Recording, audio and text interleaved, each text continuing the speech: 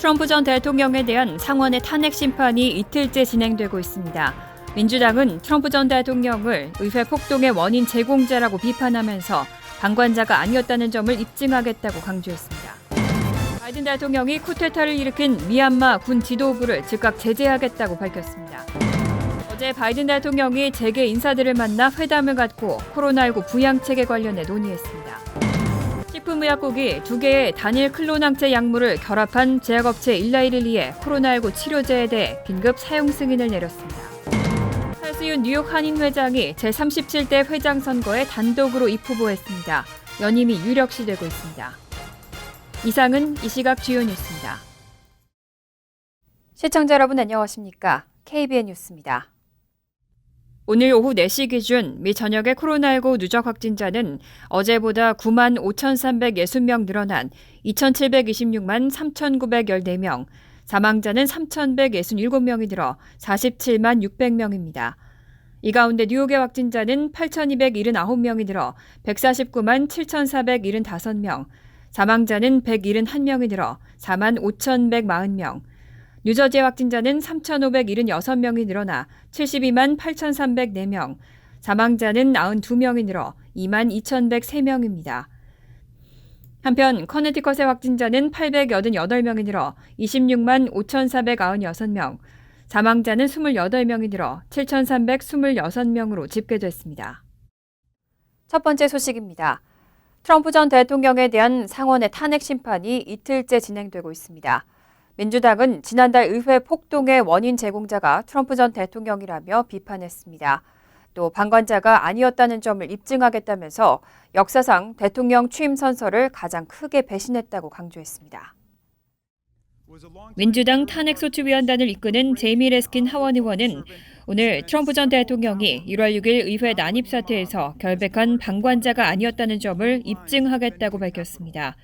그는 증거를 보고 들으면 이해할 수 있을 것이라고 자신하며 증거가 트럼프 전 대통령이 폭동을 선동했다는 걸 명백하게 드러내줄 것이라고 강조했습니다. 민주당은 트럼프 전 대통령에게 내란 선동 혐의가 있다고 보고 있습니다. 레스킨 의원은 미국 역사상 대통령 취임 선서를 가장 크게 배신한 행위라고 트럼프 전 대통령을 비난한 리즈 체니 공화당 하원 의원의 발언을 인용했습니다. 보수 거물인 딕 체니 전 부통령의 딸인 리즈 체니는 하원 탄핵소추 표결에서 찬성표를 던진 10명의 공화당 의원 중 한 명입니다. 레스킨 의원은 트럼프 전 대통령이 헌법과 정부, 국민을 보호하고 수호하겠다던 자신의 직무상 본분을 위반했다고 비판했습니다. 민주당 탄핵소추위원들은 오늘부터 이틀에 걸쳐 16시간 동안 탄핵이 왜 필요한지 역설하고 13일부터 14일은 트럼프 전 대통령의 변호인단 반박 진술이 이어집니다. 다만 상원은 공화당과 민주당이 50대 50으로 동률인 상황이라 탄핵이 이뤄지려면 공화당에서 17명이 찬성해야 하는데 트럼프 전 대통령이 탄핵당할 가능성은 크지 않은 것으로 전망됩니다. 바이든 대통령이 쿠데타를 일으킨 미얀마 군 지도부를 즉각 제재하겠다고 밝혔습니다. 바이든 대통령은 또 오늘 긴급 연설에서 구금 상태인 아웅산 수치 미얀마 국가고문을 석방하라고 요구했습니다. 바이든 대통령은 오늘 새로운 행정명령을 승인했다며 쿠데타를 지휘한 군 지도부와 그들의 사업적 이익, 가까운 가족 구성원을 즉각 제재하도록 하는 내용이라고 말했습니다. 바이든 대통령은 이 행정명령에 따라 미얀마 군부 지도자들은 10억 달러 규모의 미국 내 자산에 접근할 수 없다고 밝혔습니다. 바이든 대통령은 이번 주 1차 제재 대상을 확정하겠다며 강력한 수출 통제를 가할 것이라고 말하고 추가 조치도 가능하다고 경고했습니다. 바이든 대통령은 군부를 향해 쿠데타에 반대하는 시위대에 폭력을 행사하지 말라고 강조했습니다. 아울러 군은 점령한 권력을 포기하고 버마 사람들의 의지를 존중하라고 촉구했습니다. 미얀마 민주화의 상징이자 노벨 평화상 수상자인 아웅산 수치가 이끄는 민주주의 민족동맹은 지난해 11월 총선에서 압승했지만 군부는 이 총선 결과를 놓고 부정선거 의혹을 제기하며 쿠데타를 일으켰습니다. 수도승과 간호사 등 평범한 미얀마 시민들이 거리로 나와 쿠데타에 항의하는 시위가 이어지자 군은 5명 이상의 모임을 금지하고 오후 8시부터 오전 4시 수도 양곤과 만달레이에서 통행 금지령을 내린 상태입니다. 어제 바이든 대통령은 JP모건 체이스 최고 경영자와 상공회의소 회장 등 재계 인사들을 만나 회담을 가졌습니다. 바이든 대통령은 회담에서 지금 단호하게 행동하지 않으면 훨씬 더 많은 것을 잃을 수 있다면서 코로나19 부양책에 관련해 논의했습니다. 바이든 대통령은 9일 백악관에서 제이미 다이먼 JP모건 체이스 최고 경영자, 덕 맥밀런 월마트 CEO, 소니아 신걸 갭 CEO, 마빈 앨리슨 로스 CEO, 토머스 더너휴 상공회의소 회장과 면담했습니다. 이 자리엔 카멀라 해리스 부통령과 제니 옐런 재무장관도 배석했습니다. 이번 회동은 바이든 대통령과 민주당이 1조 9천억 달러 규모의 부양책 단독 처리에 속도를 내고 있는 가운데 이뤄진 겁니다. 바이든 대통령은 회동에서 우리가 단호하게 행동하지 않는다면 훨씬 더 많은 것을 잃을 수 있다며 부양책에 대한 지지를 호소했습니다. 익명을 요구한 소식통은 특히 회동에서 최저임금 인상안에 대한 논의가 있었다고 전했습니다. 이 관계자는 이번 부양책에 최저임금 인상이 포함될 가능성은 낮다면서도 바이든 대통령이 최저임금을 인상하기 위해 전념하고 있다고 말했습니다. 한편 상공회의소는 이날 연방 실업급여를 주당 $300에서 $400로 인상하는 제안에 대해 노동시장을 왜곡하고 복직을 방해할 수 있다면서 반대 의사를 표명한 것으로 전해졌습니다. 이외 바이든 대통령은 주 지방정부 지원과 학교 대면 수업 재개 지원, 임대 지원 및 퇴거 구제, 코로나19 백신 프로그램 및 검사 지원 등을 제안했습니다. 식품의약국이 2개의 단일 클론 항체 약물을 결합한 제약업체 릴라이릴리의 코로나19 치료제에 대해 긴급 사용 승인을 내렸습니다. 이 치료제는 코로나19로 인한 입원과 사망 위험을 최대 70%까지 줄일 수 있을 것으로 기대되고 있습니다. 9일 식품의약국 FDA는 일라이릴리의 밤라니비맙 700mg과 에세테비맙 1400mg을 병용하는 코로나19 치료제를 긴급 사용 승인했습니다. 두 약물을 병용하는 이번 치료제는 경증과 중증 증세로 입원할 위험 있는 성인과 12세 이상 어린이에게 투여할 수 있습니다. 이번 FDA의 긴급 사용 승인은 밤라니비맙과 에테세비맙을 병용해 사용하면 코로나19로 인한 입원과 사망 위험을 최대 70%까지 줄일 수 있다는 일라이릴리의 3상 임상시험 결과 발표를 토대로 이뤄졌습니다. 일라이릴리는 밤라니비맙과 함께 투여할 에테세비맙을 올해 중반까지 최대 100만 회분을 생산할 계획입니다. 이미 15만 회분을 보유 중이고 1분기 추가로 15만 회분을 생산할 것이라고도 밝혔습니다. 밤라니비맙은 지난해 11월 고위험군 환자 치료제로 FDA 사용 승인을 받았지만 긴 주입 시간 등으로 활용도는 낮은 편이라는 평가를 받은 바 있습니다. FDA는 밤라니비맙만 사용하는 것에 비해 두 약물을 병행하면 저항성 변형체 생성에 대한 위험을 줄여준다고 설명했습니다. 일라이릴리 최고과학 책임자 데니얼 스코브론스키 박사는 이 요법이 변이 바이러스에도 효능이 있을 것이라고 기대했습니다. 존슨앤존슨 최고 경영자가 앞으로 몇 년간은 매년 코로나19 백신을 접종해야 할 것 같다고 전망했습니다. 특히 제약사들이 변이 바이러스에 대해 대비해야 한다고 강조했습니다.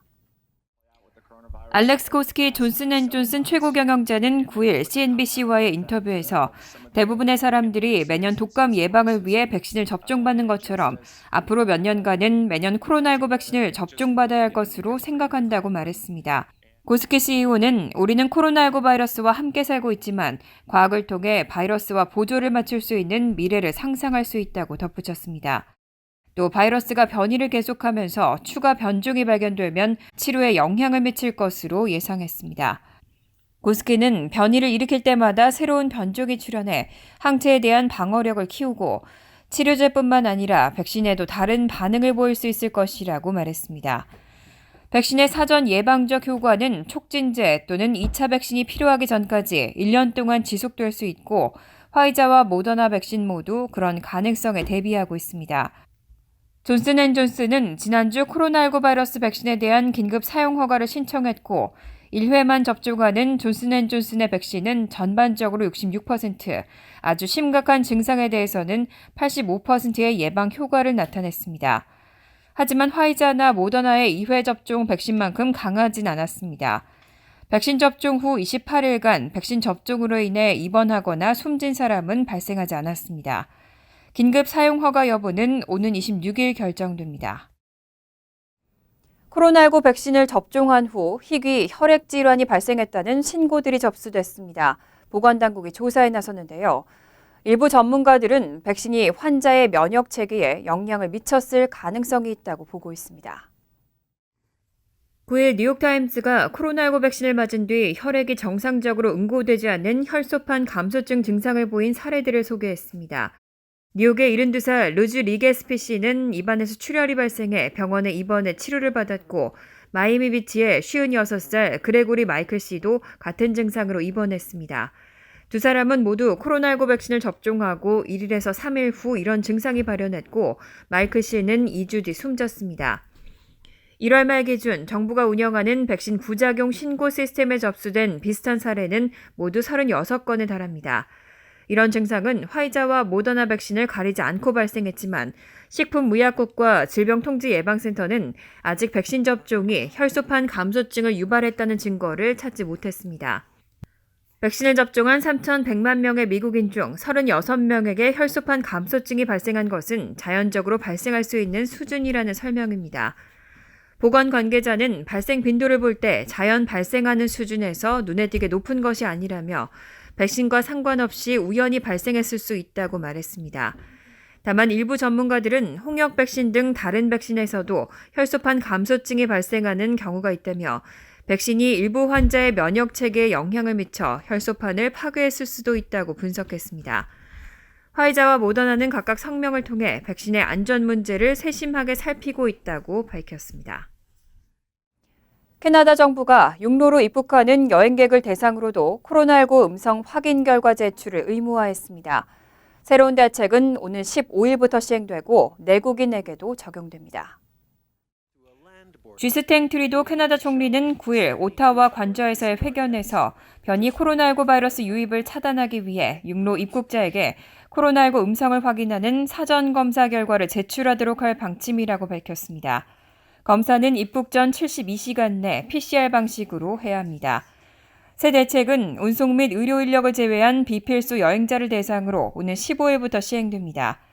캐나다 국경관리국에 따르면 지난해 3월 말 이후 육로 국경을 통과한 입국자는 필수 근로자인 트럭 운전자를 제외하고 총 290만 명에 달했습니다. 항공편 입국자 240만 명을 상회하는 수치입니다. 한편 내국인의 경우는 음성 확인서를 제시하지 않더라도 관련 법규에 따라 입국 자체를 거부하진 않습니다. 하지만 3,000 캐나다 달러의 과태료가 부과됩니다. 또 이들에 대해서는 입국 후 코로나19 검사 및 음성 여부 확인과 함께 자가격리 시행 여부도 추적하게 됩니다. 앞서 캐나다 정부는 지난달 초 자국민을 포함한 항공편 입국자를 대상으로 같은 방식의 PCR 음성 확인서 제출을 의무화한 방역 대책을 도입해 시행하고 있습니다. 찰스윤 뉴욕 한인 회장이 제37대 회장 선거에 단독으로 입후보했습니다. 선관위가 후보 자격에 문제가 없다고 판단하면 회칙에 따른 총회 절차를 거쳐 차기 회장에 선출됩니다. 연임이 유력시되고 있습니다. 뉴욕 한인회 찰스윤 회장의 회장직 연임이 확정적입니다. 뉴욕 한인회장 선거관리위원회는 오늘 오후 5시 제37대 뉴욕 한인회장 후보 등록 마감 결과 찰스윤 현 회장이 단독 후보로 등록을 마쳤다고 밝혔습니다. 찰스윤 회장은 어제 오후 뉴욕 한인회관에 설치된 선관위 사무실을 찾아 후보 등록 신청서와 추천서 등을 제출하고 후보 등록 절차를 마쳤습니다. 찰스윤 회장은 앞으로 한인 2세를 더욱 많이 영입해 한인 사회가 더욱 강력한 커뮤니티가 되길 바라는 마음에 연임을 결심했다며 코로나19로 힘들어하는 한인 동포들을 돕는 일을 계속하겠다고 밝혔습니다. 제가 지난 2년간 한인 회장으로 활동을 하면서 좀 이 동포 사회의 여러 어려움과 필요함에 대해서 제가 많이 배우게 됐고요.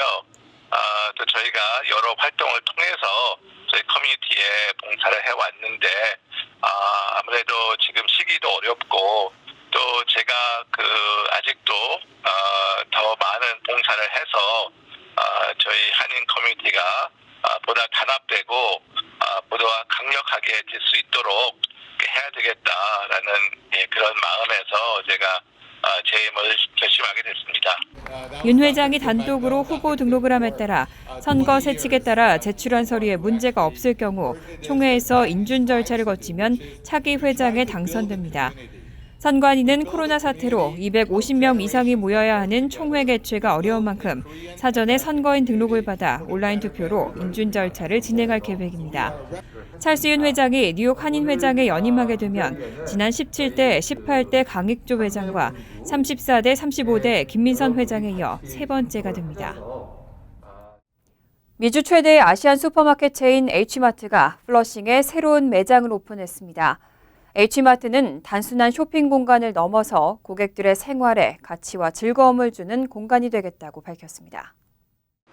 플러싱 노던 블라바드 144가에 위치한 새 매장은 13,000 스퀘어피트 규모의 최신 설비를 갖추고 우수한 품질과 신선함, 그리고 원스톱 쇼핑이라는 H마트의 운영 철학 실현을 목표로 하고 있습니다.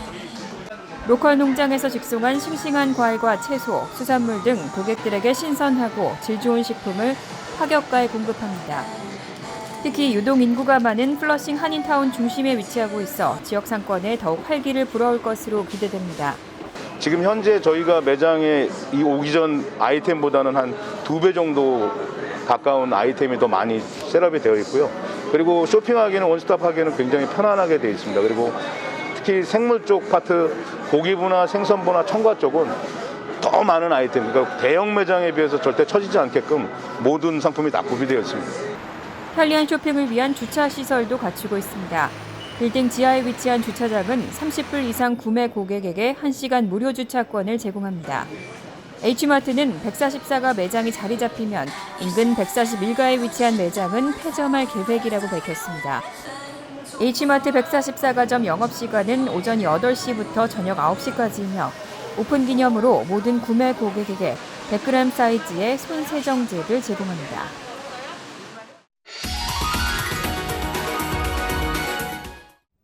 이어서 LA 지역 한인사회 소식입니다.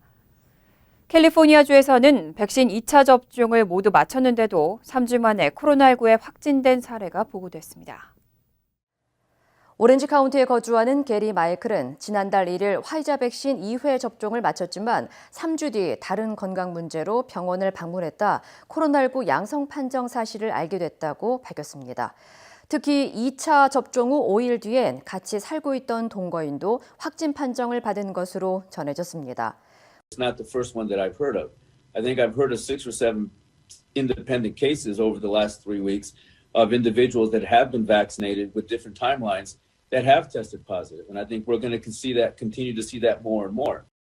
보건 전문가들은 변이 바이러스가 확산하고 있는 만큼 백신을 맞고 항체가 형성된 사람도 코로나에 감염될 수 있는 건 물론 다른 사람에게 바이러스를 전파할 수 있다며 집단 면역이 형성될 때까지는 반드시 마스크를 착용해야 한다고 강조했습니다.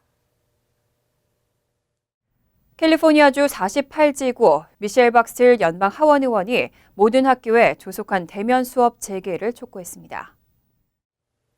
미셸 박스틸 의원은 하원 전체 회의를 통해 팬데믹으로 미 전역의 초중고 학교 가운데 3분의 1가량만이 문을 열고 대면 수업을 재개하고 있다면서 어린이와 청소년들이 격리 생활로 극심한 고통을 받고 있는 만큼 하루빨리 대면 수업을 재개해야 한다고 말했습니다.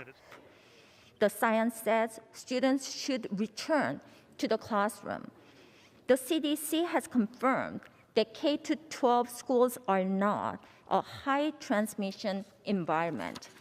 Both parents and children across this nation continue to suffer because of challenges from this long-term lockdown. 이어 미셸 박스틸 의원은 격리 생활로 인한 학생들의 심각한 정신적 스트레스를 거론하면서 교육 지원금을 집중적으로 투입해 학교 방역 시스템을 보완하고 조속히 학교를 오픈해야 한다고 강조했습니다. 간추린 소식입니다. 이민서비스국은 2020-2021 회계연도 H-1B 비자 사전 접수 대상 산정 절차 변경안을 확정해 발표했습니다.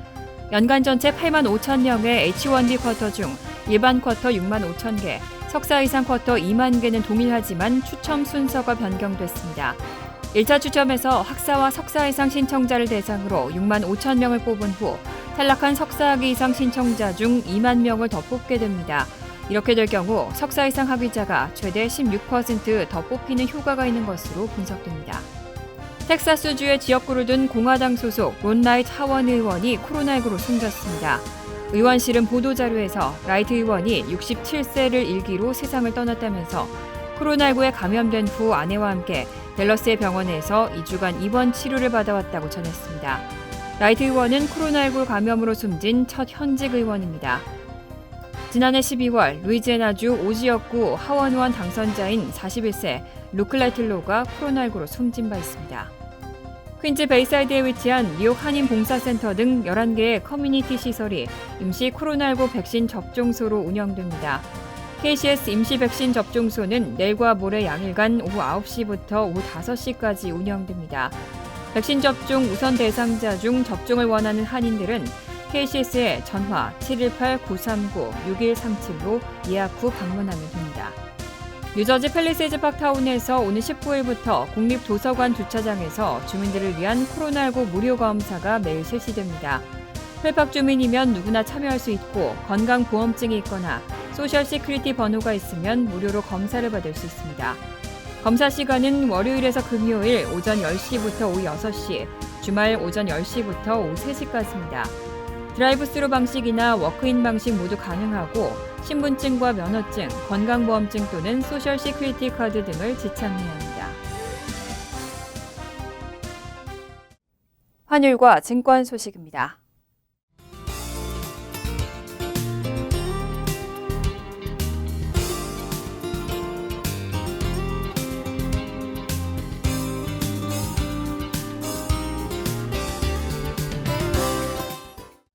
이어서 날씨입니다.